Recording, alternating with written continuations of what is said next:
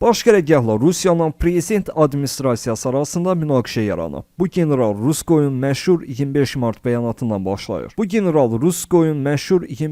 bəyanatından başlayır. Hansı ki, o müharibənin hədəfi ilə bağlı Putinə fərqli formul verdi. Bunu məşhur Rusiyalı jurnalist və siyasi xadim Andrey Piyantkovski mətbuat açıqlamasında bildirib. Qeyd edək ki, Piyantkovskinin barəsində söz açdığı general Sergey Rutskoy Rusiya ordusu baş qərargahının baş operativ idarəsinin rəisidir. General polkovnik rütbəsini daşıyan Sergey Rutskoy baş qərargahda əsas söz sahibi olan nüfuzlu generallardan sayılır və əməliyyatların böyük hissəsi onun rəhbərliyi ilə hazırlanır. Piyantkovski deyib ki, ilk olaraq məhz Rutskoyun həmin açıqlaması Putinlə baş qərargah arasındakı münaqişəni üzə çıxardı. Putinin müharibədəki hədəfi Ukrayna dövlətinin məhv edilməsi idi. Lakin Rutskoy dedi ki, heç bir şəhəri ələ keçirmək fikrimiz yoxdur. Bizim məqsədimiz Donetsk və Lugansk vilayətlərinin sərhədlərinə çıxmaqdır. Bu isə tamamilə başqa bir konsepsiya demək idi. Siyasətçi bildirir ki, nəticədə Kremllə baş qərargah müvəqqəti kompromis variantına gəliblər və Donbasın sərhədlərinə çıxmağı və Rusiyanın tanıdığı iki separatçı respublikanın vilayət sərhədləri çərçivəsində mövcudluğunu təmin etməyə əsas hədəf kimi göstərmək qərarı alınıb.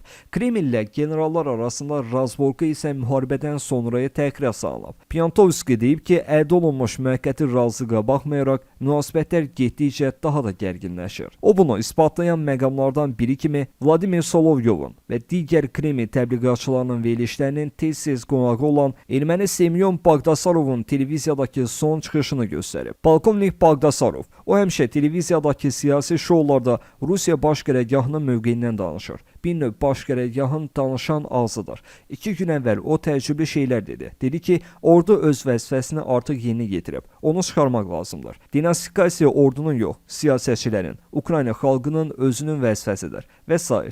Bu Alman generallarının müharibənin sonuna yaxın Wehrmacht Gestaponun vəzifələrini yeni yetirməyəcək bəyanatına bənzəyir. Yəni, münaqişə dərinləşir. Müharibə başlayanda Moskvada Kharkovun götürülməsindən danışırdılar. İndi isə heç kim bu barədə heç nə demir. İndi söhbət sadəcə İzyum, Kramatorsk və Slavyansk istiqamətində hansısa əməliyyatlardan gedir. Artıq görünür ki, buradakı savaş tərəflərdən birinin hansısa kiçik mövqe üstünlüyü qazanması ilə nəticələnə bilər. Fikrimcə, hazırda Donbasda davam edən savaş bu müharibənin taleyini həll etməyəcək. Onun taleyi Ukraynaya müasir qərb silahları tam ölçüdə çatdırılandan sonra həll olunacaq. Piyantkovski bildirib ki, Putinlə baş qərargah arasındakı konflikt 9 may günü ərəfəsində daha da kəskinləşəcək. Çünki ilk olaraq Kremlin planlarında 9 may paradının Kiyevdə keçirilməsi məsələsi var idi.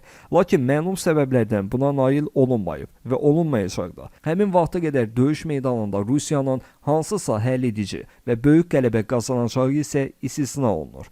Jurnalistlər Piyantkovskidən soruşurlar ki, doğrudanmı Rusiya ordusu baş qərargahının ortaya müstəqil mövqe qoymaq və Putinə qarşı getmək imkanı var? Siyasətçi cavabında deyib, anlamaq lazımdır ki, bu adamlar demokratlar yaxud Ukraynanın dostları və sair deyirlər. Ona görə də onlar da adi Rus imperiyası tərəfdarıdırlar. Lakin onların Putinlə və onun ətrafındakı başını itirmişlərdən fərqi odur ki, onlar peşəkar hərbiçilərdir. Yada salın ki, hələ müharibə ərəfəsində istifadə olan çox yüksək rütbəli hərbiçilərin bəyanatları olmuşdu. Məsələn, general polkovnik Ivashov, onunla birgə bir neçə hərbiçi həmin vaxt tam peşəkar şəkildə Ukraynanın mümkün işğalı və fəth edilməsi planının hərbi avantura olduğunu izah etmişdi. Axı, həmin istifadə olan generallar dünən baş qərargahdakı generalların oturduğu kabinetlərdə yan-yana otururdular. Beləliklə, onlar həm də hazırda baş qərargahda oturanların mövqeyinə səsləndirir. Yəni ki, bu ideoloji yox, sırf hərbi baxımından dəqiq peşəkar mövqeyidir. Piyantkovski hesab edir ki, Ukraynadakı əməliyyatı rəhbərliyin Suriyada fərqlənmiş general Vladimir Dvalnikova həvalə olunması da Putinlə baş qərargah arasındakı narazılığın göstəricisidir. Çünki